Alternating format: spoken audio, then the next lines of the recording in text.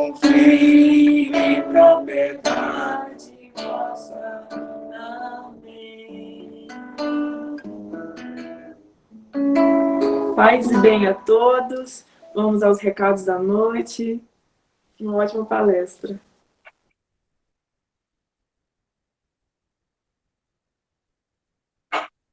Paz e bem a todos. Sejam todos muito bem-vindos a mais uma noite da Corrente do Bem do Lar Francisco de Assis, onde hoje aqui eu compartilho com vocês a minha emoção. Ouvindo essa família linda que faz a nossa ambientação, Marcelo, Tamara e Valentina, a nossa pequena trufinha de Francisco, que dá todo o charme e a ambientação de seus pais. Estava aqui concentrado, esperando o momento de abrir o microfone, poder falar, e sempre quando eles cantam essa música, a Maria, essa música me envolve muito, é como um remédio, um bálsamo que desce, e a gente sabe que esse horário das 18 horas é um horário muito forte, onde muitos estão recolhidos em prece nesse momento, de diferentes credos. E quando a gente junta com a mesma intenção, a nossa força, o nosso pensamento, nós criamos uma egrégora muito favorável. E agora, ouvindo eles cantarem, uma emoção muito forte tomou conta de mim. E eu aqui em prece, pedindo pela Corrente do Bem, pelo encontro de hoje, já pude logo presenciar vários espíritos à volta, acompanhando essa Corrente do Bem. E então me chamou a atenção algo que eu não tinha ainda despertado. O nosso convidado de hoje é o Jean Paul. Jean tem um canal muito bacana nas redes sociais, chamado Um Gay Espírita, e é uma grande alegria a gente estar hoje aqui com o Jean, para trazer esse tema sobre sexualidade, espiritismo. E Jean é um jovem que vem fazendo um trabalho maravilhoso nas redes sociais, divulgando a doutrina espírita, estudando. De vez em quando eu entro no seu canal e acompanho as suas lives, os seus estudos, e ele está lá, diariamente, na maior disciplina e com reflexões maravilhosas. Jean já participou do Café com o Evangelho, com a Dora, e hoje, pela primeira vez, está aqui conosco. Jean, seja muito bem-vindo ao Lar Francisco de Assis, pela primeira vez virtualmente, e eu tenho certeza que em breve nós teremos a oportunidade de tê-lo em nossa casa fisicamente. Daqui a pouquinho eu passo a palavra para você e você pode desbloquear a sua câmera e seu microfone, tá ok?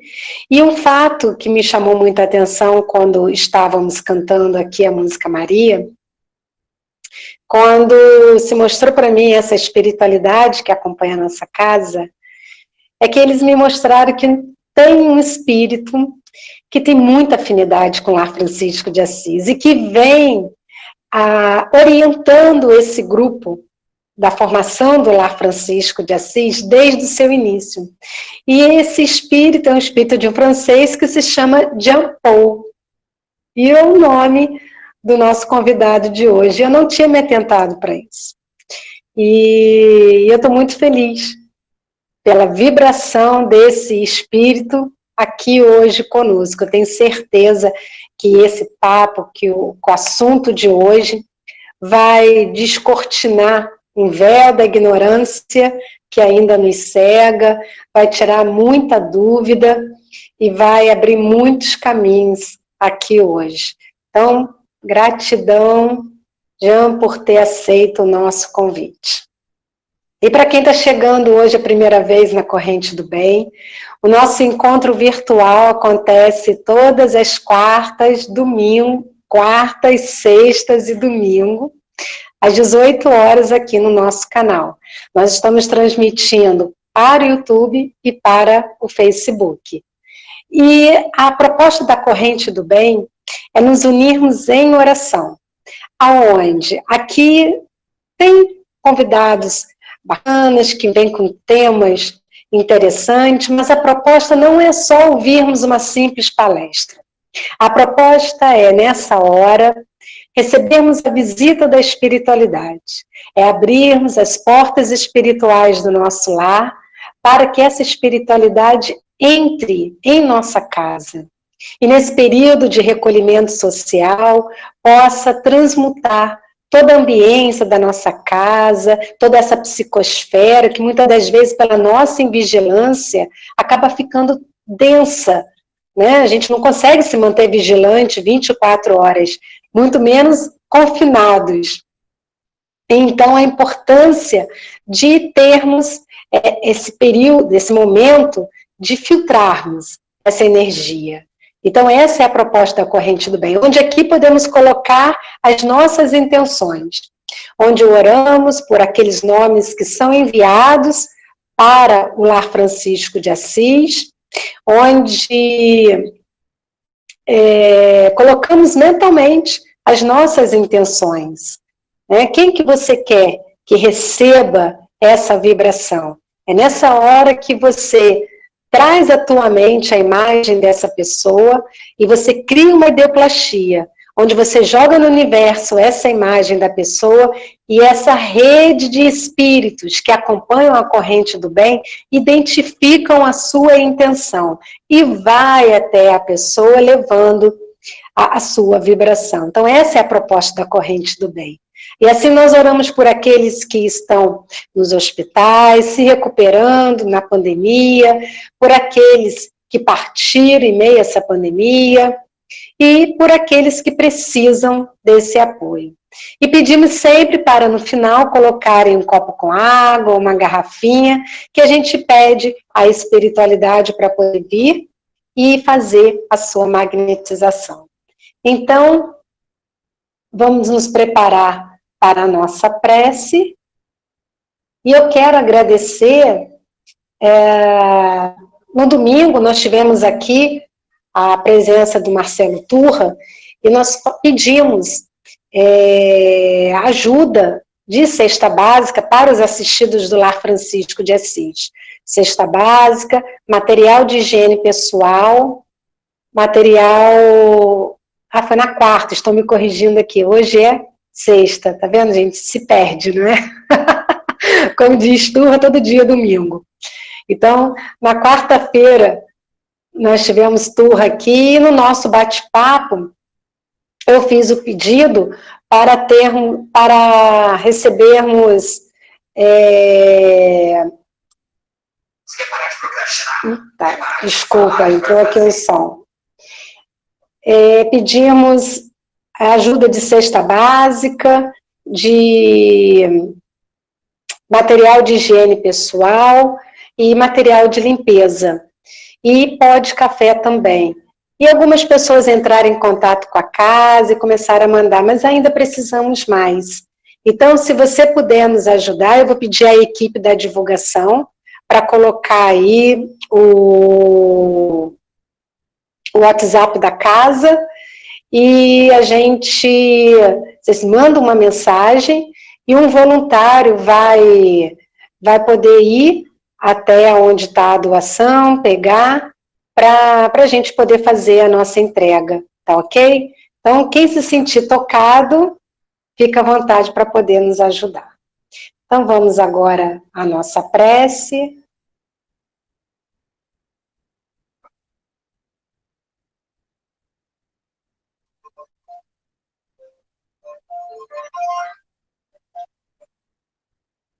Onde aqui vamos trazer à nossa mente a imagem de Jesus que mais nos identificamos. Criando uma ambiência favorável para que Jesus se faça presente através dos amigos espirituais.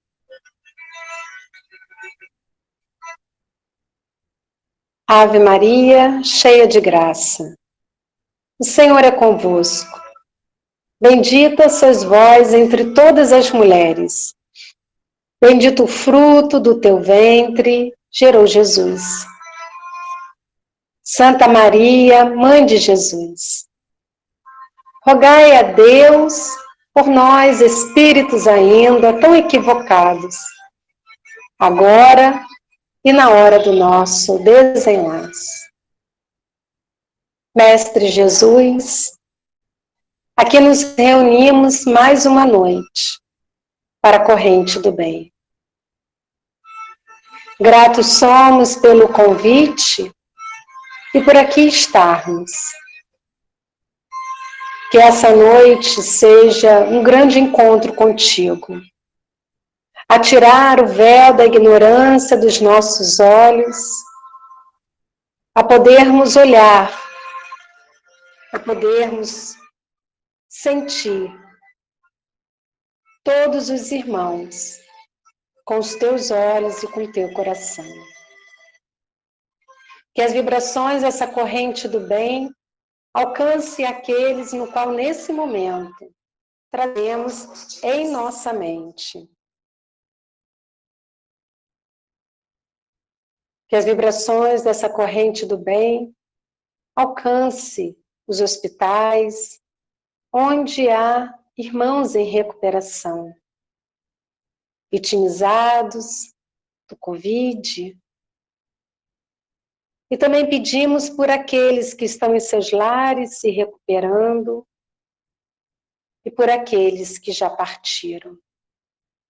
Partiram em meio à pandemia e a família não pôde ter aquele momento da despedida, do velório, da separação do corpo físico. Envolva, Mestre Jesus, com a tua paz, com a tua luz, para que esses irmãos saudosos amenizem suas dores e encontrem o conforto que precisam. E entregamos nas mãos de Francisco de Assis, o convidado dessa noite. Que Jean possa ser ferramenta preciosa a trazer a todos que aqui se encontram o esclarecimento que precisamos para podermos estarmos melhores do que ontem. Diante de todo esse contexto que envolve sexualidade e espiritismo. Fique conosco, Mestre Jesus, e conduza todo o encontro da noite de hoje. Que assim seja. Jean, meu querido, pode desbloquear sua câmera, seu microfone. Você tem 1 hora para poder falar. E nós vamos pedir ao público que está nos acompanhando para irem colocando no chat do YouTube, do Facebook as perguntas, que no final a gente vai passar para você, tá ok? Seja bem-vindo. Oi, gente. Boa noite. Um prazer imenso estar aqui com vocês nessa noite. Olha, também muito emocionado com esse início, né, com essa harmonização. A hora que eu entrei aqui na sala do encontro, o casal estava começando a tocar a música aí em homenagem a Maria, e eu já pude sentir a vibração dessa espiritualidade da casa, a vibração dos nossos mentores individuais, apoiando, envolvendo a gente nesse momento, nessa corrente do bem. Eu tenho uma história muito particular, muito individual com Maria, é um carinho imenso que eu não sei explicar, desde a minha infância, passando por momentos de ter sonhado até com ela, em um momento em que eu pude ser apresentado a um dos espíritos que me acompanha, que é Vânia, uma protetora querida, e essa coincidência aí, né, desse irmão que está conduzindo os trabalhos aí no Lar Francisco de Assis, ter o mesmo nome que o meu, Jean Paul, né? E não é a minha primeira encarnação carregando esse nome. Então, são muitas coincidências e muitas emoções. É um prazer imenso estar aqui. Muito obrigado mais uma vez a Cris pelo convite, pelo contato, todo o pessoal do Lar Francisco de Assis aí em Macaé. É um prazer imenso. Bom, e estamos hoje aqui para falar sobre sexualidade, né? Um tema considerado tabu por muitas pessoas, tratado com tanta frequência assim nas instituições espíritas, mas é um tema importantíssimo e imprescindível da gente conversar, da gente debater, da gente refletir sobre ele, porque a gente não pode ser separado da nossa sexualidade. E é importante que a gente entenda tudo isso, entenda o que é sexualidade, porque entendendo e refletindo sobre esse tema, a gente pode promover e gerar maior autoconhecimento, que é a proposta maior da doutrina espírita. Conhecermos a nós mesmos para então promovermos mudanças positivas que vão alavancar a nossa evolução enquanto seres imortais a caminhos da luz, individualmente e enquanto coletividade. Mas o que será que é, o que significa sexualidade?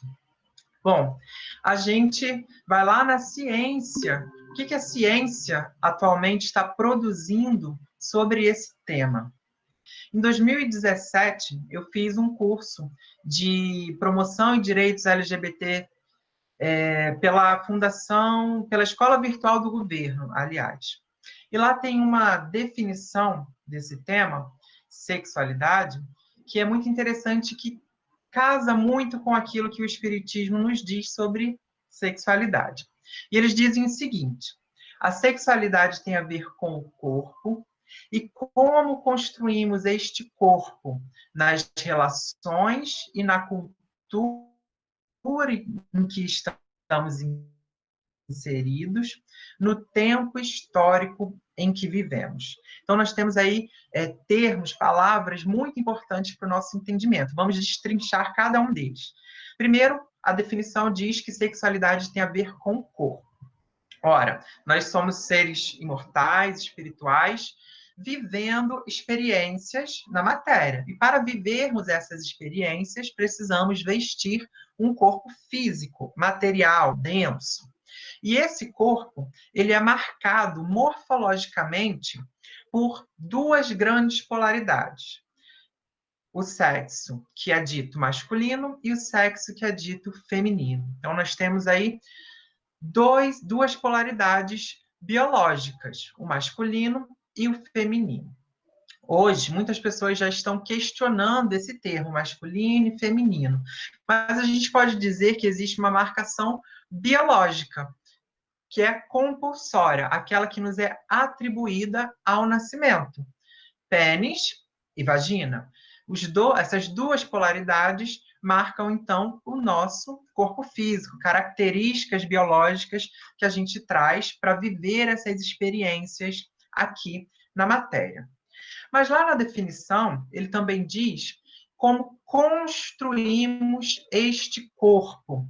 Ou seja, compulsoriamente nós carregamos um sexo biológico, mas a gente vai construir esse corpo nas nossas relações uns com os outros, em diferentes níveis, não só a relação amorosa, mas relação afetiva, relação de antipatia, nas nossas relações de estudo, de trabalho, na família, nas nossas relações amorosas. A gente está construindo esse corpo, essa nossa identidade.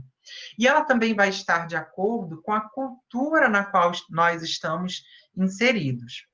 Então, hoje, nós aqui no Rio de Janeiro temos uma relação com o nosso corpo que é diferente do que a cultura há 20 anos atrás promovia de relação com esse mesmo corpo aqui nesse mesmo local, no Rio de Janeiro. Então, a gente vai construindo identidades enquanto coletividade ao longo do tempo.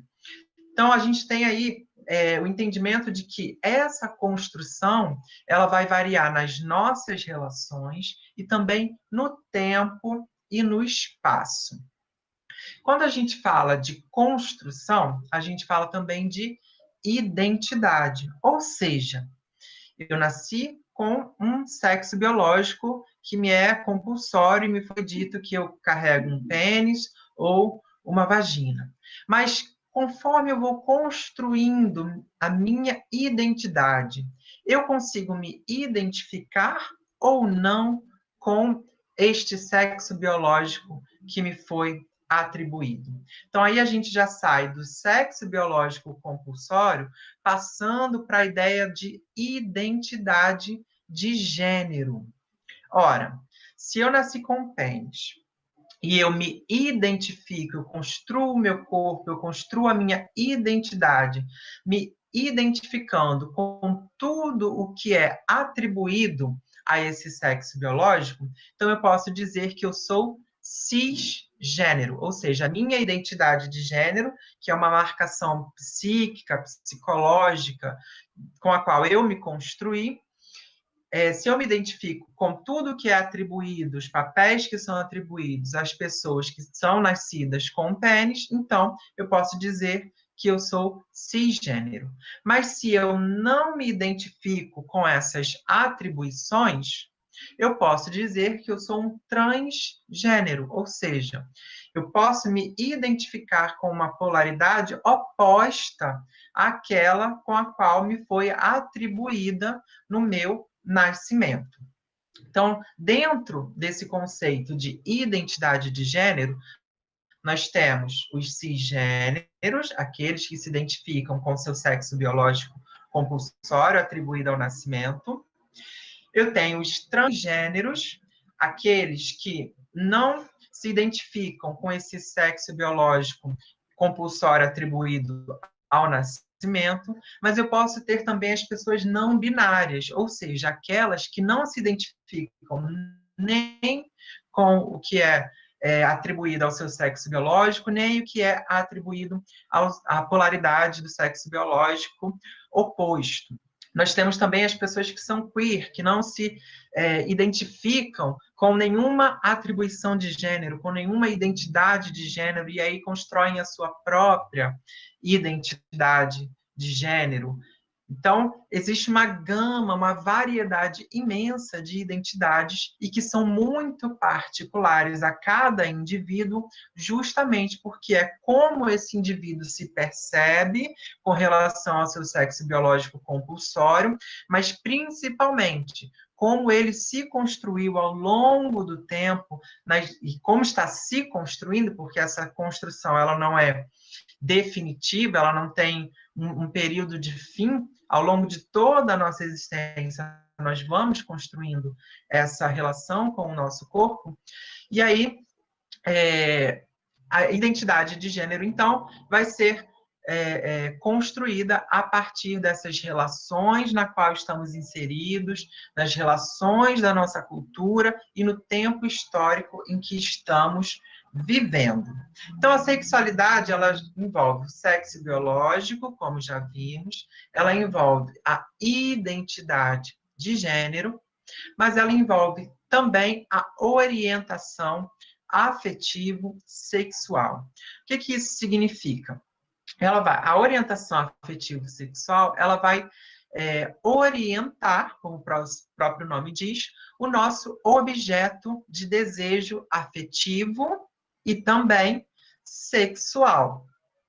Então, se eu sou uma pessoa que me identifico com o sexo masculino e eu sinto atração afetiva e sexual por uma outra pessoa que também se identifica como do sexo masculino, eu posso dizer que eu sou homossexual.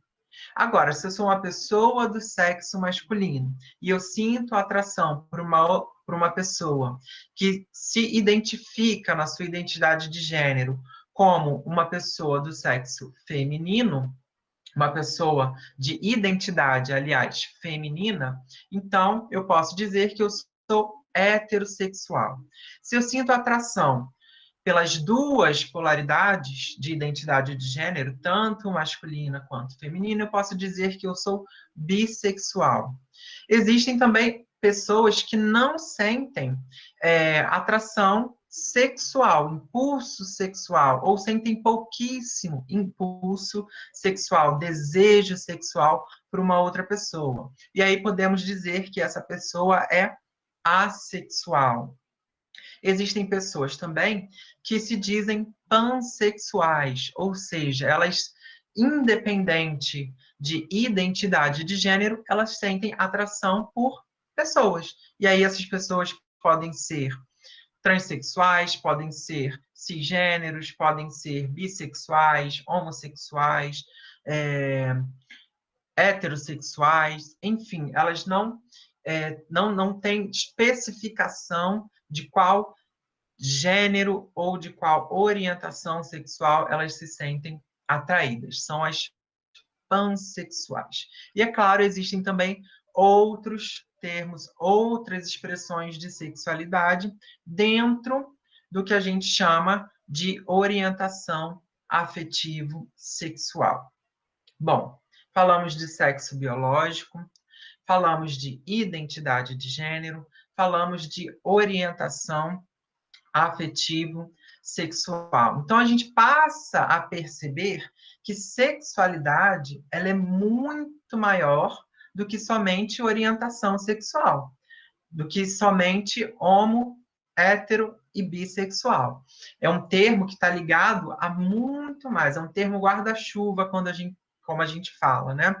É um termo, a sexualidade, então, ela permeia não só a nossa construção individual, mas ela está também em tudo na nossa vida, porque ela está nas nossas relações uns com os outros. Mas ela não somente se define também só dentro desses 3 tópicos que a gente já conversou. A sexualidade também nos traz reflexões sobre os papéis sociais de gênero, ou seja, aquilo que é atribuído a cada gênero. Como eu disse no início, né, a gente tem 2 grandes polaridades, que são gêneros que a gente chama masculino e feminino. E na nossa história, enquanto humanidade, foram se convencionando papéis a cada uma dessas 2 grandes polaridades. Então, quando uma pessoa diz assim, menino tem que usar azul e menina tem que usar rosa, o que essa pessoa está fazendo? Ela está atribuindo um papel a essas 2 polaridades. A mesma coisa quando alguém diz que o homem tem que trabalhar fora e a mulher tem que ser doméstica, trabalhar dentro do seu próprio lar, cuidar da família. Isso são papéis que são atribuídos, convencionados pela nossa humanidade para esses 2 grandes gêneros. Ah, mas quem é que convencionou? Bem, aqueles que, em algum momento histórico, detinham algum poder sobre outras pessoas. Ah, é um poder instituído por Deus? Não.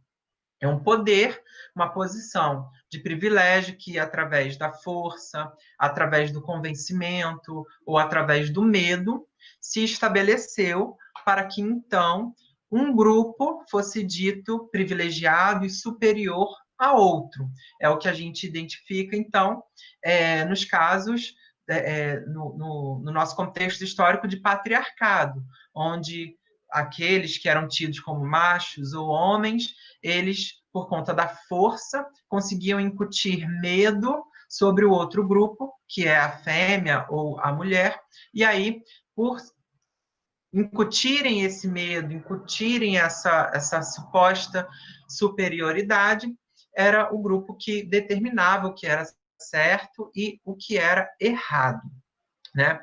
Então, esse grupo que se detinha no poder e era tido como privilegiado, ditava o que era certo, o que era errado, o que deveria ser feito, o que não deveria ser feito, quais eram os papéis deles próprios e quais eram os papéis, então, do outro grupo que deveria se submeter à sua vontade. Só que esses papéis sociais de gênero, eles também vão sendo questionados ao longo do tempo, né? Quando o grupo que é considerado inferior começa a questionar o porquê disso, o porquê dessa suposta superioridade. Então, esses papéis vão sendo questionados ao longo do tempo, desconstruídos, e novos papéis também vão surgindo, novos papéis também vão sendo construídos. E a luta hoje é por igualdade, ou seja, se um grupo pode ser tudo o que ele quiser, o outro grupo também deveria poder ser tudo o que ele quiser. Então, a gente já falou de sexo biológico, identidade de gênero, orientação afetivo-social, os papéis sociais de gênero, que também são construídos e variam ao longo do tempo e do espaço. E a gente precisa falar também de uma outra questão, que é o comportamento sexual, que está dentro desse termo guarda-chuva, que é a sexualidade. Bom, o comportamento sexual, ele diz respeito a de que modo a gente vai expressar, então, esse nosso impulso sexual, o nosso desejo sexual. Ele vai se orientar de que forma? Ele vai se orientar de uma forma sadia ou de uma forma não sadia? Ele vai se orientar de uma forma equilibrada ou de uma forma desequilibrada? Ele vai se orientar de uma forma dentro dos padrões que são impostos e convencionados pela sociedade, ou ele vai ser transgressivo e não vai se comportar dentro desses padrões que são esperados? Ou seja, ele vai estar dentro da monogamia ou vai estar dentro da poligamia, né? Então, existe um arcabouço enorme de comportamentos também, que são individuais, que dizem respeito a cada indivíduo, dentro aí da expressão da sua sexualidade e do seu impulso sexual. E esse impulso sexual está ligado à energia muito conhecida, chamada libido, que é, então, o desejo de de manter relações sexuais. Mas a libido, ela não está só ligada a esse desejo. A gente sabe que tudo que a humanidade é capaz de criar, nessa criação está também a libido. Tudo que é bom, belo, ou também tudo que é destrutivo, mas que foi criado pela humanidade, lá está presente a libido, que é essa força criadora, esse impulso criador. Bom, falamos já de tudo aquilo que envolve a nossa sexualidade e que é dito ou trazido pela nossa ciência, por tudo aquilo que a ciência já foi capaz de entender e refletir sobre, pesquisar, analisar, até a contemporaneidade, o nosso tempo atual. Mas que dizem os espíritos? O que o espiritismo traz para a gente nesse sentido da sexualidade?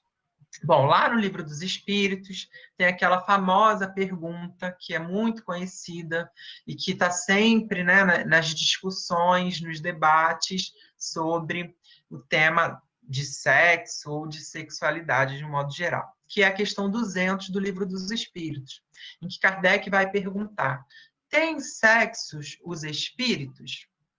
E aí a resposta dos espíritos da codificação é a seguinte: não como o entendeis, porque os sexos dependem da organização. Há entre eles amor e simpatia, mas baseados na concordância dos sentimentos.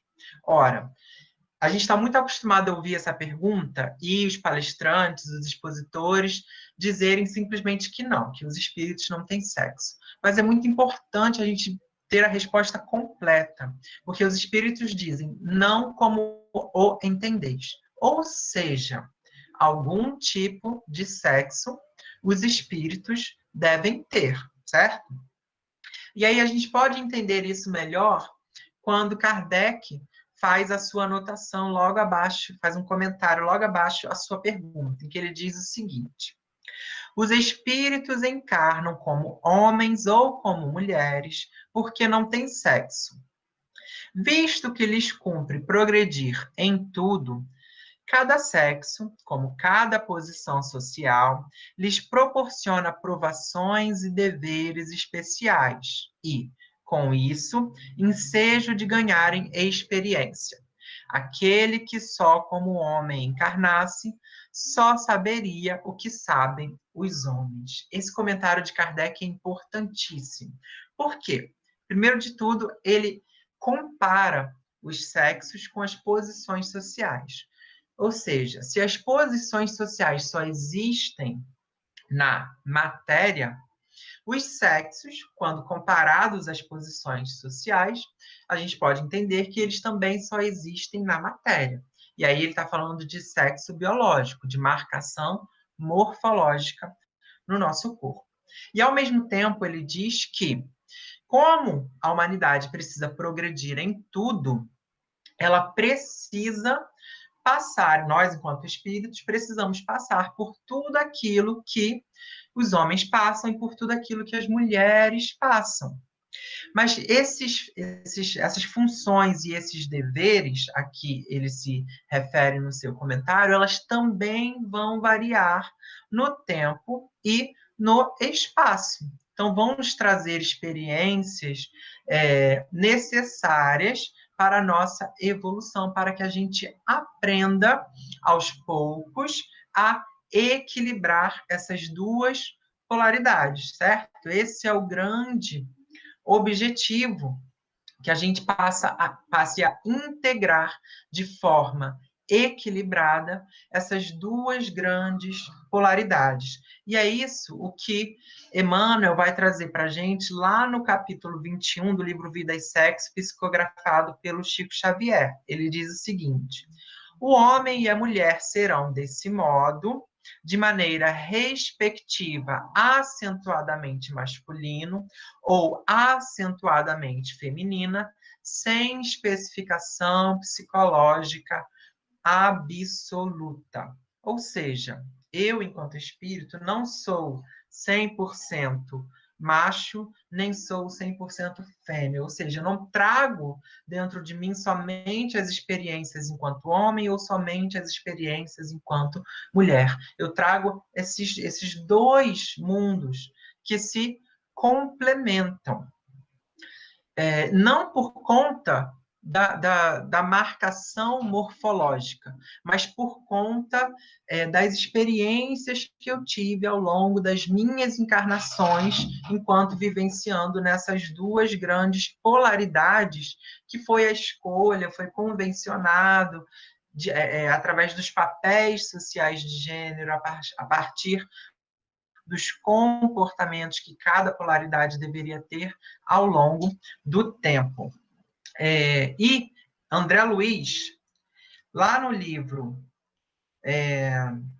No Mundo Maior, no capítulo 11, ele vai dizer para a gente o seguinte: a genética, mais hoje, mais amanhã, poderá interferir nas câmaras secretas da vida humana, perturbando a harmonia dos cromossomos, no sentido de impor o sexo ao embrião. Todavia, não atingirá a zona mais alta da mente feminina ou masculina, que manterá característicos próprios, independentemente da forma exterior ou das convenções estatuídas. Ou seja, André Luiz vem aqui corroborar, confirmar aquilo que os espíritos da codificação disseram, o que Emmanuel confirmou, e agora André Luiz também ratificando que essas marcações exteriores não modificam a construção psíquica, psicológica do sexo dos espíritos.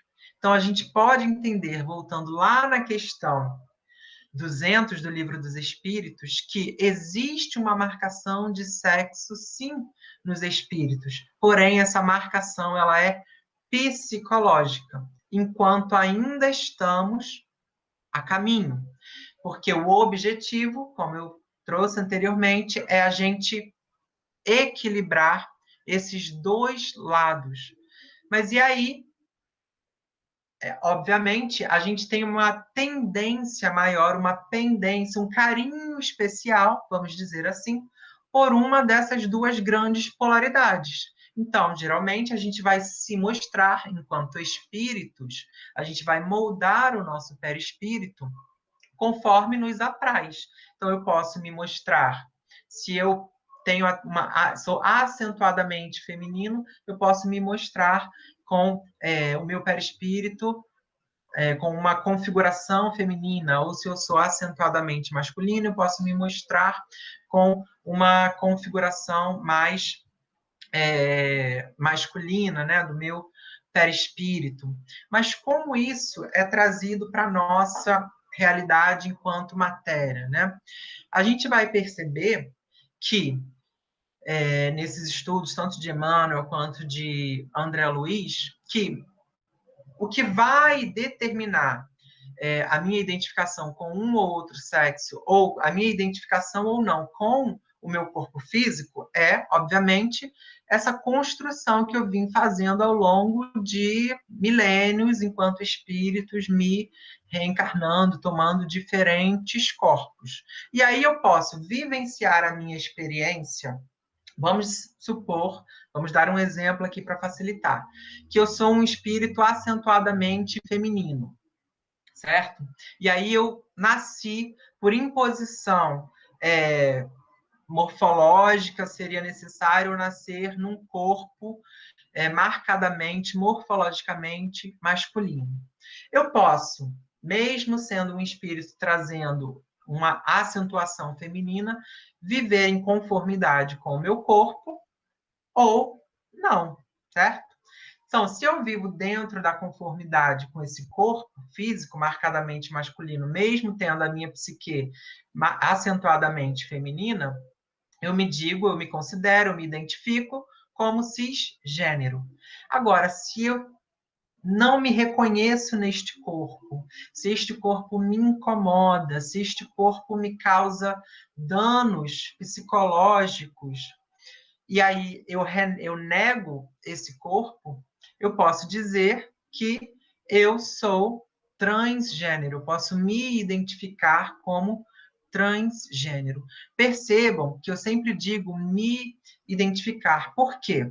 Quem vai determinar isso é o próprio espírito vivendo aquela experiência. Então, nenhuma pessoa, uma terceira pessoa pode chegar para mim e dizer que eu sou cisgênero, ou que eu sou transgênero, ou que eu sou não binário.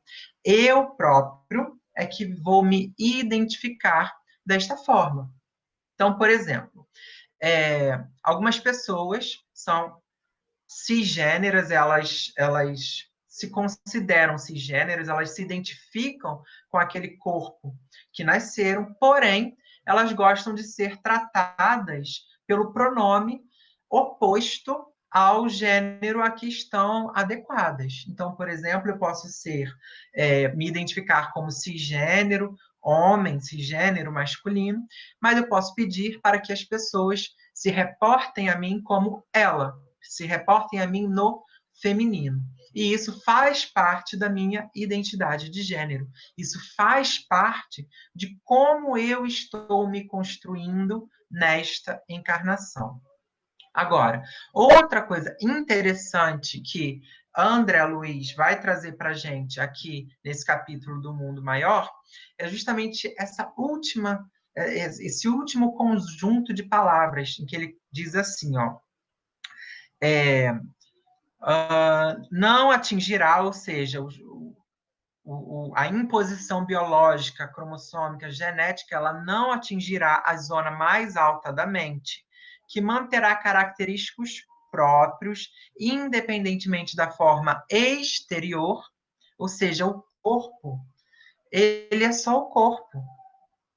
né? Ele é só o corpo. Eu posso me identificar com esse corpo, eu posso mudar este corpo, eu posso transgenerar este corpo, porque ele simplesmente não define a minha característica psíquica, psicológica. Manterá característicos próprios, independentemente da forma exterior ou das convenções estatuídas. Ou seja, ele deixa aqui muito claro que essas marcações de homem, mulher, são convenções estatuídas, são construções puramente da nossa humanidade, convenções da nossa humanidade. Isso não quer dizer, ele não está falando aqui daquilo que é atribuído pela natureza, que seria, então, obra de Deus, as funções naturais dos corpos, marcadamente, marcado morfologicamente por pênis ou vagina, né? Útero ou aparelho reprodutor masculino. Essas funções são da natureza, são obras de Deus, e elas são, sim, legais, importantes, necessárias para a nossa perpetuação enquanto espécie humana, mas elas não podem definir aquilo que nós realmente somos, porque essa é uma construção individual de cada um de nós, ao longo dos milênios de reencarnações e experiências em diferentes corpos. E é o que vai nos dizer Divaldo Franco lá no livro Sexo e Consciência, em que ele fala assim no capítulo 1. Afinal, os fatores diferenciais do sexo, masculino, feminino, podem ser localizados no sistema reprodutor. Mas a sexualidade está localizada em todo o corpo, na mente, na aura e na emanação psíquica que possuímos. Então, percebam que nessa fala, Divaldo Franco coloca por terra toda aquela teoria de que a transexualidade, a transgeneridade ou a homossexualidade e a bissexualidade, elas são transtornos obsessivos ou que são expiações, que é o pior ainda, né? Porque como é que alguém vai me impor alguma coisa se essa coisa ela é íntima minha, né? Ela diz respeito somente a mim. Então, a gente começa a desconstruir essas teorias que não têm fundamento, porque a gente passa a perceber que a nossa sexualidade ela é uma construção individual nossa, uma construção íntima. E aí ninguém pode me dizer, olha, você tem que nascer homossexual porque numa encarnação passada você foi muito homofóbico. Mas, ora, como assim uma outra individualidade vai impor a mim o meu objeto de desejo afetivo sexual? Não faz sentido, certo?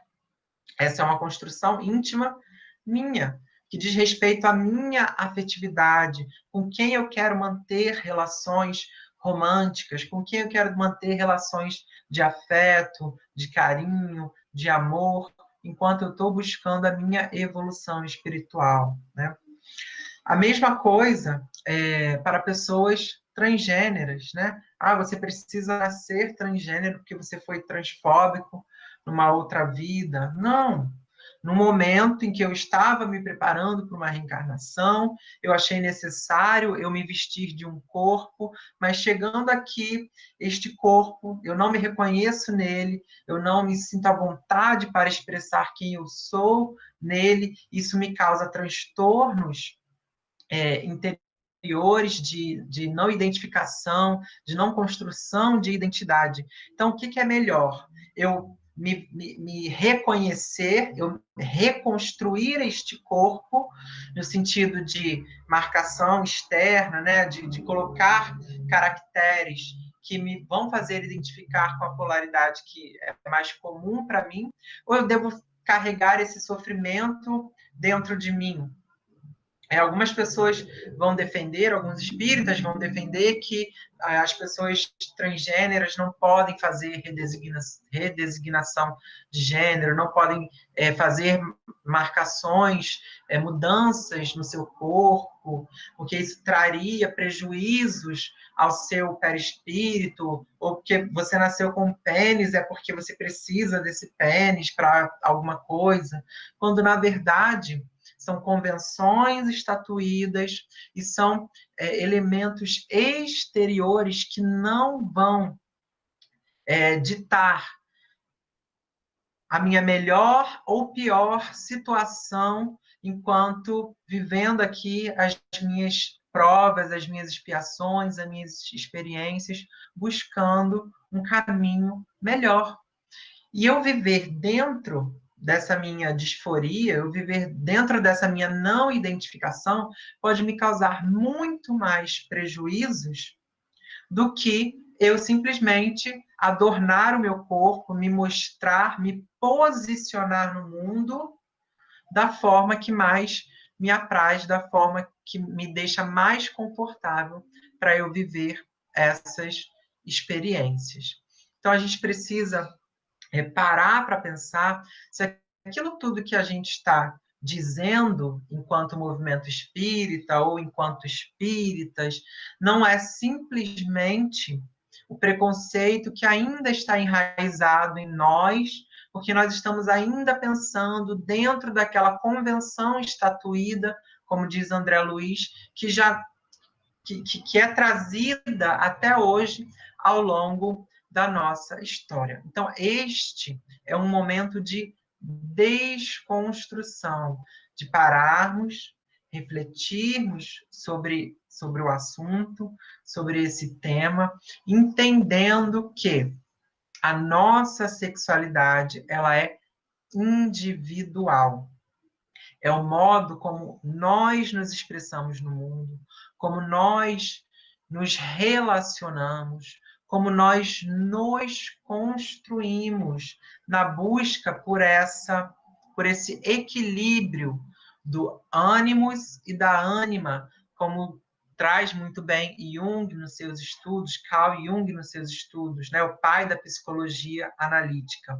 Então, o ânimos seria o lado masculino da mulher e a ânima seria o lado feminino do homem. E a gente tem acentuadamente esses dois lados e estamos na busca do equilíbrio desses dois lados. Então, da força, daquilo que é atribuído ao masculino, porque homem, mulher, masculino, feminino, também são termos que são construídos e são convenções também estatuídas na nossa sociedade. Então, aquilo que é tido como masculino é a força, é a coragem, é a garra, e aquilo que é constituído como feminino é a doçura, a brandura, a maternidade. Então, a gente está na busca, enquanto espíritos imortais, do equilíbrio dessas duas polaridades.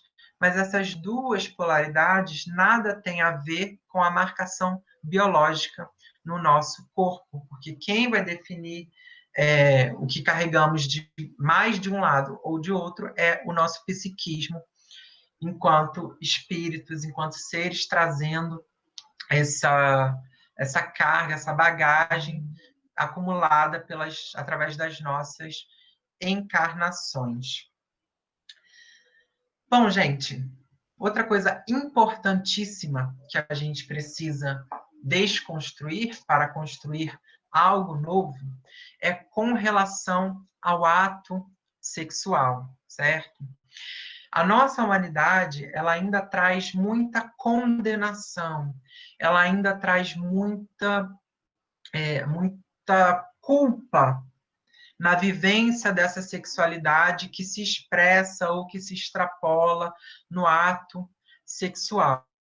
Quando, na verdade, o ato sexual, ele deve ser divino. Ele é a expressão maior do amor de dois seres.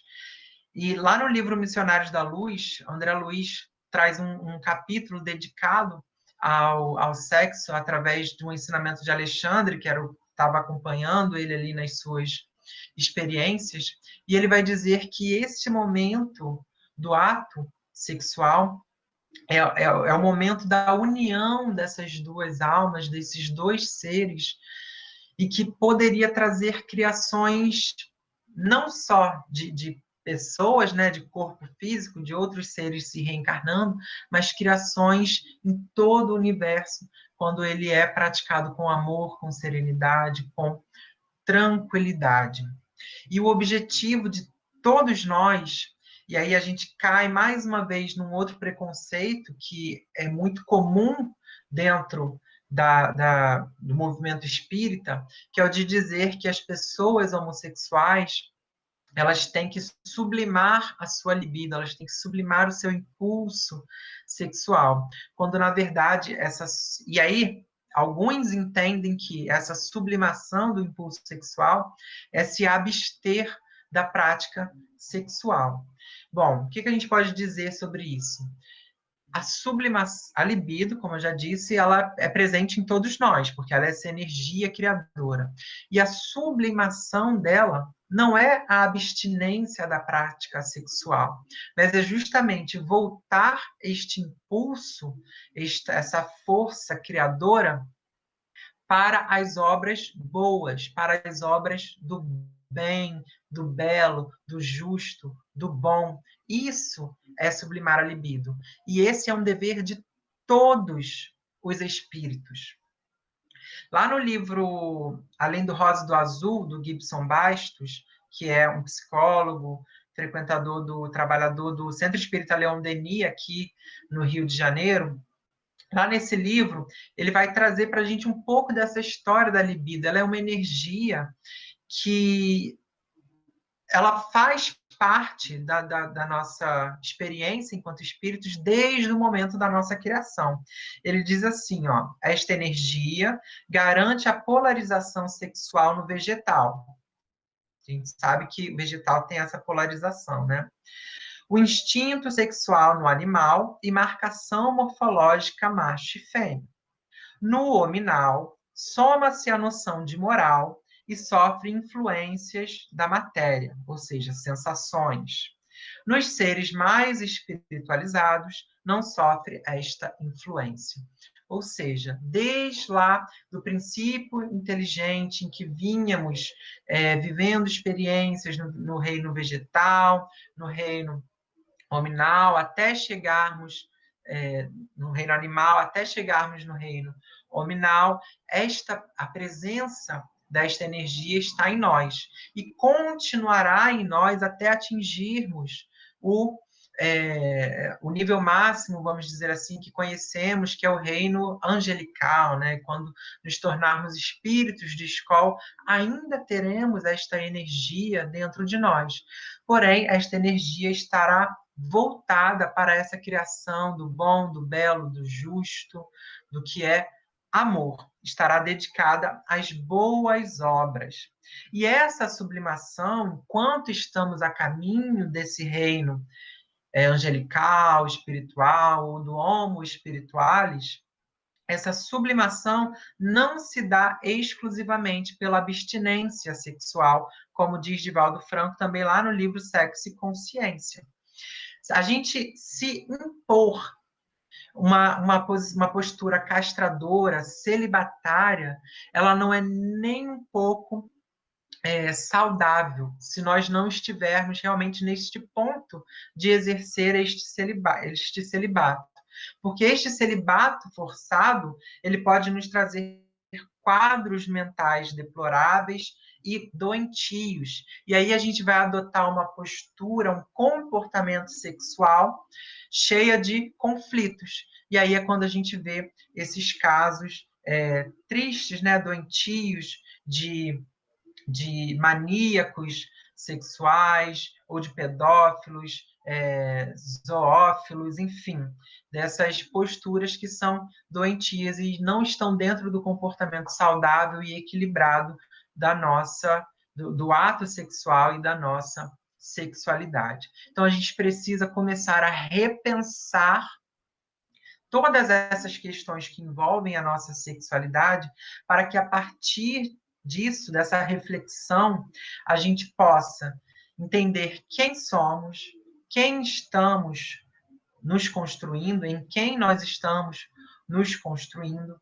Precisamos viver essa sexualidade sem carregar culpas, para que não venhamos a desenvolver esses quadros mentais deploráveis e essas posturas e comportamentos doentios, para que nós, enquanto coletividade, enquanto humanidade, possamos nos expressar de forma livre, nos expressar de forma equilibrada e saudável, buscando o nosso caminho e o nosso desenvolvimento a caminho da luz. Bom, gente, esse é o recado da noite de hoje, essa nossa conversa. Lembrando que esse é um tema que ele não se encerra, ele é um tema que se constrói e desconstrói todo dia. Espero que eu tenha trazido aí, contribuído com essas reflexões para quem não está muito familiarizado com os termos ou com esse tema, e que a gente possa realmente mudar a nossa postura enquanto coletividade, entendendo que cada um tem o direito de ser quem é, cada um tem o direito de se compreender e cada um tem o direito de se construir, porque a nossa história ela é e sempre será individual.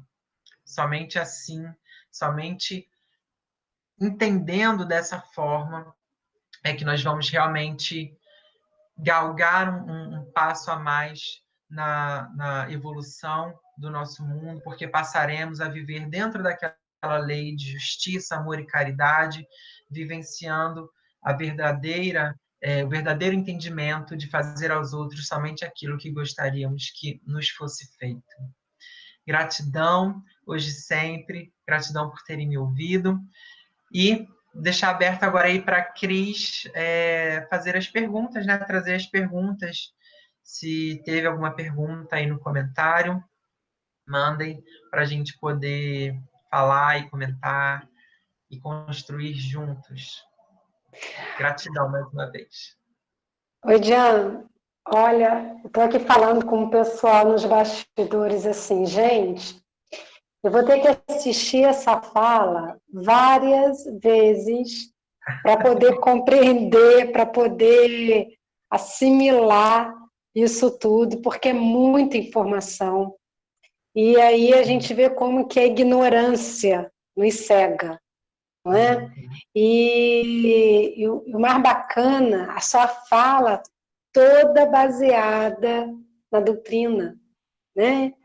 Tanto o Livro dos Espíritos, Evangelho, obras de André Luiz. Então, assim, não tem como negarmos e falar assim, não, isso não é possível, isso não é de Deus. Eu escuto muito isso, né? Principalmente famílias que chegam na casa espírita, familiares que vêm a um atendimento fraterno, colocando isso como um problema, né? A sexualidade como um problema, e querendo que a casa espírita tenha um tratamento para poder resolver essa questão no familiar. Então, assim, você hoje nos enriqueceu de informação, que com certeza a gente vai ter que rever essa fala algumas vezes para poder compreender. Vou passar para você as perguntas, tá ok? Vamos lá. Então, vamos lá.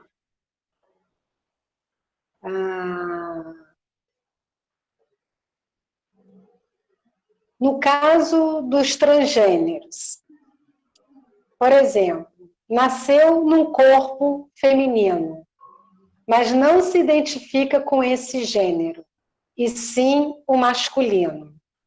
Eu devo chamar ele ou perguntar à pessoa como ela ou ele se sente mais confortável em ser chamado, né? No caso de um transgênero. Como a gente deve se referir à pessoa? Ele ou ela, ou a gente deve fazer essa pergunta para deixar a pessoa à vontade? Ótima pergunta. Vamos lá. A própria pessoa já deu a resposta. A gente deve sempre perguntar a essa pessoa? Como eu te chamo? Como eu devo me referir a você? Porque, como eu disse, né, ao longo da fala, essa é uma identificação individual e própria da pessoa. Então, ela vai te dizer: olha, eu quero que você me chame de ele, ou eu quero que você me chame de ela. Então, a própria pessoa vai responder isso. E é importantíssimo essa pergunta, né? Fazer esta pergunta, porque você demonstra a essa pessoa que você quer acolhê-la. Isso é muito importante, principalmente dentro das instituições espíritas, que são, de modo geral, muito excludentes nesse sentido, né? Muitas instituições ou invisibilizam essas pessoas trans que chegam às casas espíritas, ou seja, elas não são nem acolhidas, não são ninguém nem chega para conversar com essas pessoas, ou elas perpetuam esses preconceitos. A pessoa está lá se mostrando que é trans e a pessoa insiste em chamar de ele ou de ela, né, trocando aí a forma como a pessoa se identifica. Eu fiz uma cartilha, Cris, lancei no Instagram, lá no meu perfil no Instagram tem o link para essa cartilha, que justamente vai dar dicas de como acolher pessoas LGBTQI+, fazendo uma abordagem espírita, sobre como acolher essas pessoas, principalmente nas instituições. E uma das dicas que eu dou lá é justamente essa, de você percebeu que é uma pessoa trans, pergunta, como eu devo te chamar? Ele, ela, e aí a pessoa vai dizer a mesma coisa com relação ao nome. Então, vamos supor que a pessoa está lá na casa espírita e quer fazer um cadastro para poder ser contribuidora da casa. E aí tem o cadastro lá, pergunta qual o nome, né? E pode ser que a pessoa ainda não tenha feito a mudança de documentação. Então, lá vai estar o nome de batismo dela, que é um nome atribuído ao sexo biológico compulsório. Então, você percebeu isso? Cadastra, porque, enfim, tem toda uma questão legal, né, burocrática, então você vai cadastrar o nome que está na identidade daquela pessoa, mas você pergunta, qual nome você quer que eu te chame? Né? E a pessoa vai dizer, eu quero que você me chame de tal nome. E aí você lá no cadastro coloca essa observação, nome social, tal. E aí você vai, então, tratar de modo mais acolhedor essas pessoas transgênero. Fora outras dicas que estão lá também nessa cartilha. Quem tiver interesse, quiser conhecer, implementar, passar isso para os trabalhadores, para os tarefeiros da casa, só ir lá no link do perfil do Instagram. Isso é interessante até para as casas, né, os voluntários do atendimento fraterno terem essa informação. Coordenadores de mocidade, né, isso é muito importante termos. Então, está lá no @umgayespírita, tem lá essa cartilha, né, Jean? Isso aí, está lá tudo direitinho. Então, vamos lá para outra pergunta. Em nosso grupo jovem, alguns se identificam como transgênero, mas a família não aceita. Como fazer essa abordagem com essa família no intuito de ajudar esse jovem? Isso é muito comum lá no Lar Francisco de Assis. Às vezes o jovem se sente à vontade de conversar com o coordenador da mocidade, chega, né, para a gente, se abre, mas não consegue ter essa conversa com a família. Então, como que nós devemos fazer essa abordagem com a família? Certo. Bom, se é uma família que não tem abertura para falar sobre esse tema, vai ser bem complicado, né? Então, eu faria de uma forma coletiva, traria o tema, começaria a trazer o tema em palestras, em estudos, de modo bem amplo, genérico, né, bem abrangente, não me referindo diretamente àquela família, mas trazendo esses temas para discussão nos estudos, debate, conversas, trocas, entendendo que existe muita ignorância, muito preconceito ainda dentro desse tema, então que é preciso desconstruir. Mas essa desconstrução, ela é aos poucos, ninguém vai chegar aqui agora trazendo um monte de preconceitos enraizados da nossa sociedade e no dia seguinte já vai ter desconstruído esses preconceitos. Não, isso vai levar um tempo, vai depender da predisposição da pessoa em desconstruir tudo isso.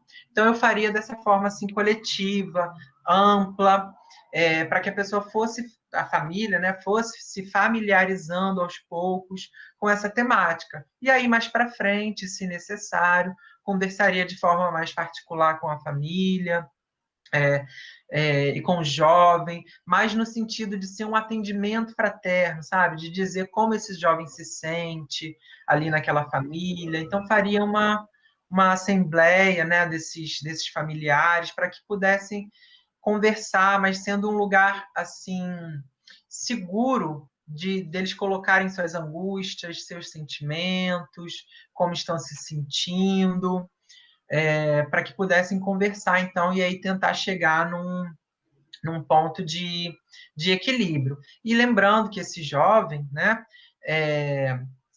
em algum momento da vida dele ou dela vai chegar à independência, né? Independência financeira, independência emocional, independência afetiva. Então, se agora você não tem essa independência, você depende dos seus pais, você depende daquela rede de apoio para manter a sua sobrevivência, procure entender que você ainda está ali debaixo daquele teto, que você ainda depende daquelas pessoas, mas que essa dependência ela é passageira. Então, tenha calma, tenha tranquilidade, que vai chegar um momento na sua vida em que você vai poder se expressar de toda forma que você realmente é. Então, paciência, um pouco de tolerância, um pouco de compaixão, e também procura se colocar nessa posição de se desconstruir e também tentar desconstruir esses seus familiares em conversas, em diálogos, enfim, sem briga. A próxima pergunta seria sobre o que falar para os jovens que estão em conflitos com a sua identidade sexual, e você já nos respondeu com essa sua fala, né? Porque os jovens, eles chegam aflitos e têm muito receio da rejeição familiar. Né? Então, você já nos falou aí, mas se você quiser completar mais alguma coisa, fica à vontade. Quero, Cris, eu quero falar até de uma questão pessoal, né? Eu nasci em uma família espírita e era uma família conservadora, de certo modo. Então, eu frequentei evangelização, mocidade, e aí na mocidade, né, na juventude, é que geralmente a gente começa a se questionar sobre esses temas da sexualidade, até que surgiu em algum momento lá dos estudos da mocidade, essa questão da homossexualidade, mais especificamente.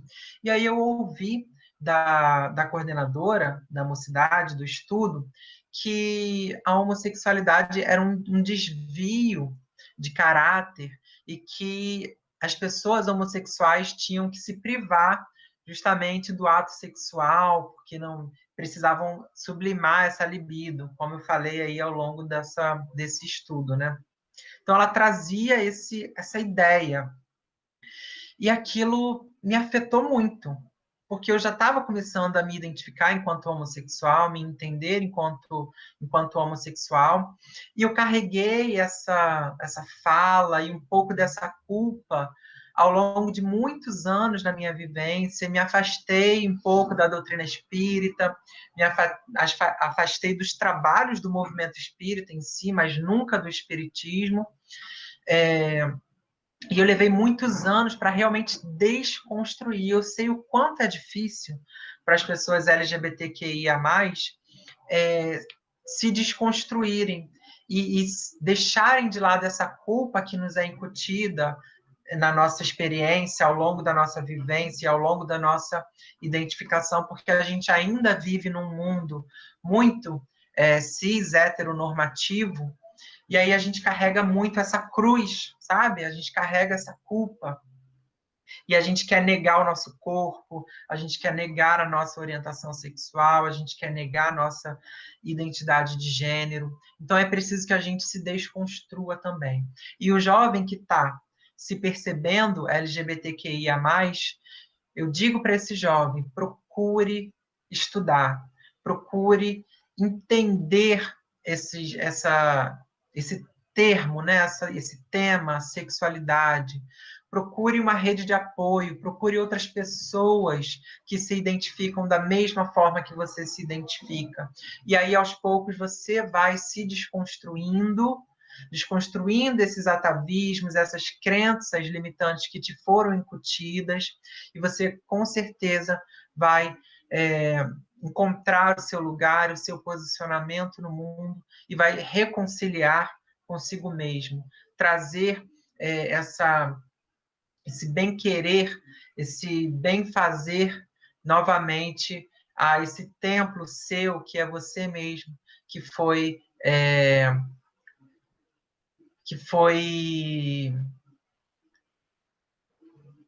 como é que diz, gente? Perdi a palavra. Esse templo O corpo individual. é um templo de cada um, é um presente de cada um, né? Um presente divino para cada um. Exatamente. Mas esse templo que foi profanado, lembrei a palavra. Essa culpa que a gente carrega, a gente acaba profanando esse nosso templo, né? Então a gente precisa reconciliar e trazer graça de novo a esse templo, porque somos tão normais, tão perfeitos, tão a caminho da luz, tanto quanto qualquer outra pessoa. Com certeza. Mais uma pergunta. Os seres humanos com características andrógenas, com uma mescla natural entre o feminino e o masculino, seriam mais adiantados moralmente? Alguns yogis parecem trazer essa união.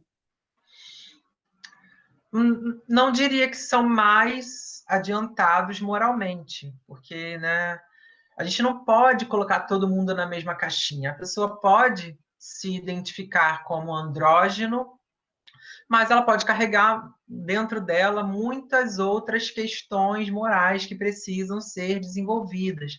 Então, não tem como a gente colocar todo mundo na mesma caixinha. Heterossexual está em tal nível evolutivo, homossexual está em tal nível evolutivo, transgênero é um outro nível, andrógeno é outro. Não tem como. Isso é muito individual. A nossa evolução, o nosso crescimento, o patamar em que a gente se encontra é muito individual e vai muito além dessas questões de marcação exterior, né? De como a gente se posiciona e se coloca no mundo, porque são muitas variáveis, né? Então é muito individual para a gente colocar nessa caixinha. Mais uma aqui, Jean. As pessoas deveriam se preocupar mais com os seus processos de identidade, ao invés de entenderem necessária a criação de várias siglas, que, no meu entendimento, mais segregam do que aproximam. E aí, em relação a essas siglas? Boa pergunta, né? Bom posicionamento no sentido de que provavelmente essa pessoa está falando a partir do lugar de privilégio dela, enquanto provavelmente deve ser uma pessoa cis, gênero e hétero normativa. Então, quando a gente está nessa posição de privilégio, de suposta superioridade que nos é garantida na sociedade, é muito fácil a gente falar isso, né? Que as letrinhas segregam. Mas justamente ao contrário, essas letrinhas, né, LGBTQIA+, elas estão aí para nos trazer representatividade, para dizer que nós existimos, para dizer que nós somos seres também coabitando esse mundo e que nós merecemos os mesmos direitos que as outras pessoas que estão nesse grupo de privilégio têm. Então, é justamente essa letrinha que faz com que a gente se identifique enquanto grupo e que a gente lute por esses direitos que nos são negados. E aí é quando a gente coloca a questão de minoria, né? Não somos minorias em número, porque estamos em número menor. Não, a gente chama de minoria aqueles grupos que tiveram, ao longo da história da nossa sociedade, tiveram direitos negados, ou grupos que foram explorados. Então, enquanto minoria, essas letrinhas e esses termos, esses conceitos são importantes justamente para nos unir, para que a gente possa lutar pela busca de garantia desses mesmos direitos. E aí, basta a gente pensar agora, uma discussão recente na nossa sociedade. Aqui no Brasil, homens, ou seja, cisgêneros, né? Homens cisgêneros homossexuais não podiam fazer doação de sangue. Se a gente chegasse lá no departamento de coleta de sangue e na hora de preencher aquela ficha a gente dissesse que havia mantido relação sexual com outro homem, simplesmente por este motivo a gente não podia doar sangue. Então, assim, era um direito que nos era negado, inclusive um direito de fazer o bem, de você ir lá doar seu sangue necessário para uma outra pessoa. Então, quando alguém diz assim, essa letrinha é mais excludente do que inclusiva, né? É muito ao contrário. E essa pessoa está falando desse lugar de privilégio dela, que não entende que direitos nos são negados enquanto minoria. Obviamente, somos todos iguais, somos todos filhos da mesma fonte criadora, estamos todos a caminho da evolução, mas os nossos direitos nos são negados aqui enquanto minorias. E aí a gente precisa, então, dessas lutas para justamente chegar lá naquele patamar de regeneração. Lembra que a gente gosta de falar tanto do mundo de regeneração? Então, ele não vai se dar a gente dizendo assim, somos todos iguais, e ei, beleza. Não, ele só vai mudar quando nas nossas instituições, nos nossos direitos, nas nossas leis, nós realmente formos todos iguais. E isso só vai acontecer com luta social, com união dessas minorias para buscar esses direitos. Mais uma aqui. Como fica a absorção do aprendizado proposto necessário para virmos em um corpo determinado? Bom, vamos lá. Quando a gente vem num determinado corpo, então vamos supor, eu vim, né, num corpo morfologicamente masculino. Então, a esse corpo morfologicamente masculino são atribuídos aqueles papéis sociais, lembra? O que mais é importante são esses papéis que eu vou desempenhar. Porque eu vir nesse corpo masculino vai me dizer que eu tenho que desempenhar diversas coisinhas, diversos papéis que foram atribuídos pela nossa sociedade, certo?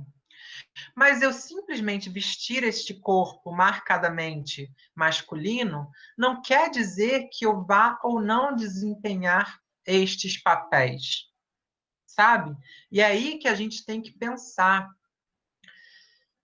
e diferenciar o que é função natural, aquela dada por Deus, e entender o que é dever estatuído por convenção humana.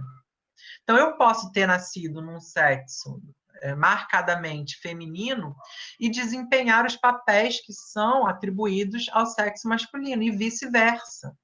Então, não é a característica morfológica que vai determinar o meu sucesso ou o meu insucesso nas minhas provas e nas minhas expiações, porque isso são convenções humanas. O que vai determinar o meu sucesso ou o meu insucesso é desempenhar ou não a minha tarefa enquanto ser a caminho da luz, né? Lá na questão 132 do Livro dos Espíritos, Kardec pergunta, né? Qual é o fim objetivado da reencarnação? E aí os espíritos vão dizer, vou fazer aqui, ser bem genérico, né? Eles dizem que é evoluir, mas que, além disso, é você encontrar o seu papel na obra da criação. E eu encontrar o meu papel na obra da criação independe da marcação morfológica do meu corpo, certo? Basta a gente pensar na engrenagem, né, do relógio. Nós somos, cada um de nós, aquela engrenagem. E aí a gente vai estar bem azeitado ou não fazendo os ponteiros do relógio girarem. Então, se eu estou desempenhando essa tarefa ou não. E aí, desempenhar esta tarefa significa o quê? Dar a minha colaboração para a coletividade. E eu posso dar a minha colaboração para a coletividade independentemente da forma que eu me mostro enquanto corpo físico no mundo. É realmente eu achar qual a minha missão, qual é o meu papel nessa obra da criação. O que de mim, qual é o meu talento, qual talento eu posso dar, contribuir para a evolução da coletividade. Essa é a tarefa de cada um de nós, é a nossa missão, descobrir qual é o nosso talento e aquilo que a gente pode realmente dar para o coletivo. Já tem mais uma aqui. Quem sofre mais preconceito em relação à identidade sexual? O homem ou a mulher? No que se refere a uma escolha diferente do sexo biológico. Quem sofre mais preconceito? Olha, todos sofrem, né? Todos que estão nessa sigla LGBTQIA+, sofrem preconceito, inclusive preconceito dentro das letrinhas irmãs, né? Então, tem muitas pessoas, muitos gays masculinos, né? Homossexuais masculinos, que têm preconceito contra lésbicas, ou que têm preconceito contra travestis e transgêneros. Então, preconceito existe de todas as formas, porque justamente a gente está muito acostumado com essa convenção cis heteronormativa, que é uma convenção que a gente precisa desconstruir todos os dias. Então, o preconceito, ele é igual, né? Assim, ele está em todos os lugares, não tem como a gente mensurar quem sofre mais preconceito, se são os homens, ou as mulheres, ou o gay, ou a lésbica, ou o travesti, ou o transgênero. São preconceitos, todos, né? Jean, amei essa nossa conversa. Foi um grande presente ter você conosco aqui na Corrente do Bem, do Lar Francisco de Assis. Eu espero que tenha sido o primeiro encontro de muitos que possamos ter brevemente, não só com o assunto da sexualidade, mas outros assuntos também que eu acompanho o seu canal, eu vejo que você é um grande estudioso. Então, fica o convite para você voltar. E eu deixo esses minutinhos finais, se você quiser falar mais alguma coisa, reforce o seu endereço nas redes sociais aí para gente. Tá certo. Bom, só agradecer mesmo. É um prazer imenso estar aqui falando desse tema. É um tema, como eu disse, que não se encerra, né? É um tema amplo, um tema que tem sempre coisas novas sendo estudadas, né? Novos conceitos sendo trazidos. Eu falo desse tema a partir da minha perspectiva, do meu lugar de fala enquanto cisgênero, enquanto homossexual, enquanto branco. Então, existem outras lutas e outras falas também muito importantes e muito necessárias nessa nossa desconstrução e reconstrução. A gente precisa sempre lembrar que estamos ainda a caminho, que não estamos prontos, nem perto de estarmos prontos. Então, a gente precisa parar de achar que o que está convencionado, o que já existe, é que é o certo. Porque a gente não sabe nem um terço, a gente não sabe nada, né, do que realmente é o correto, o que é o mais equilibrado, o que é melhor para a nossa vivência enquanto seres universais. Então, muito obrigado. Estamos aí, quando quiserem, só convidar para um novo bate-papo sobre outros temas, porque a gente não fala somente de sexualidade, a gente fala de muitas outras coisas, né? A gente tem muitas outras identidades para mostrar. Então, mais uma vez, muito, muito obrigado pelo carinho, pelos comentários, pelas perguntas, pelo convite, pela participação de quem está aí, pela caridade de me ouvir nesse tema, nessa noite. Fiquem todos com Deus. Beijos de glitter.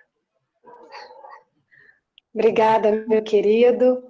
E você que está nos assistindo, se você se identificou com essa fala, ou se você acha que deve encaminhar essa corrente do bem, o bate-papo de hoje para alguém, essa live vai ficar gravada no nosso canal do YouTube, daqui a pouquinho ela já está lá disponível, e é só você encaminhar. Né? Precisamos rever essa conversa para podermos compreender e desconstruir esse preconceito, essa ignorância que ainda carregamos. Gratidão, Jean, mais uma vez. Vamos então agora para a nossa prece final.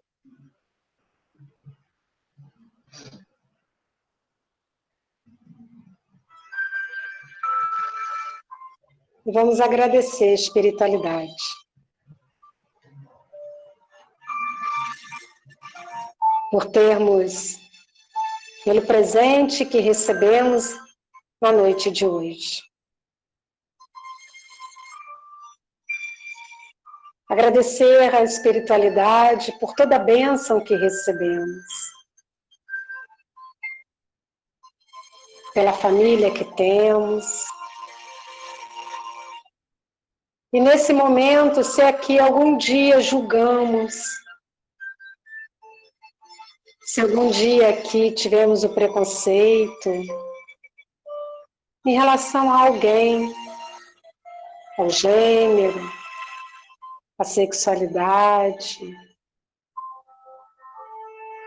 que possamos pedir nesse momento aos espíritos amigos que nos ajude a tirar esse fardo da ignorância de dentro de nós. E que possamos compreender e olhar a todos os nossos irmãos com o mesmo respeito que queremos que o outro nos olhe. E vamos direcionar a esses irmãos que até hoje sofrem tanto preconceito, tanto julgamento. Vamos direcionar a cada um deles as vibrações dessa corrente do bem. Muitos desistem até da própria vida, pelo medo, pela rejeição, pela ignorância de sua família. Que amigos espirituais que acompanharam essa corrente do bem possa chegar a cada um deles e a quem vier ouvir essa conversa de hoje, para que recebam o abraço amigo, o fortalecimento íntimo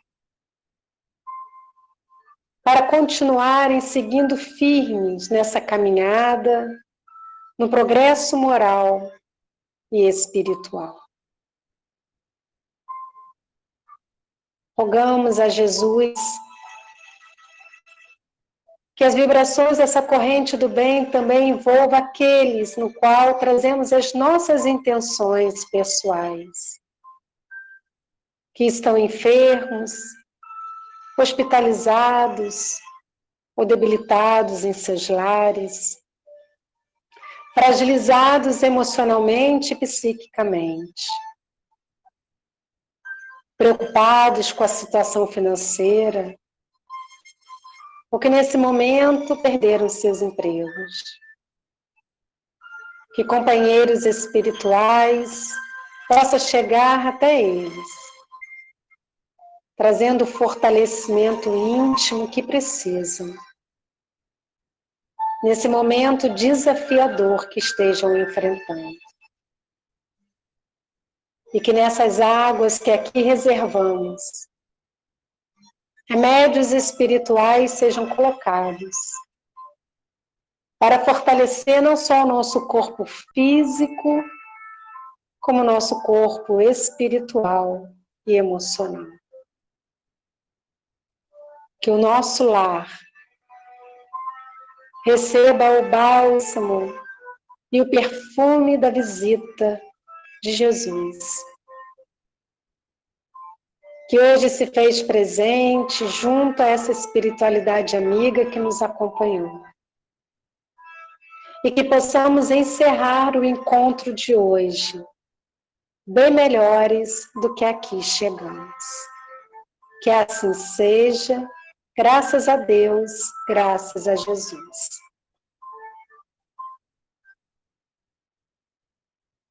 Gratidão a todos pela companhia.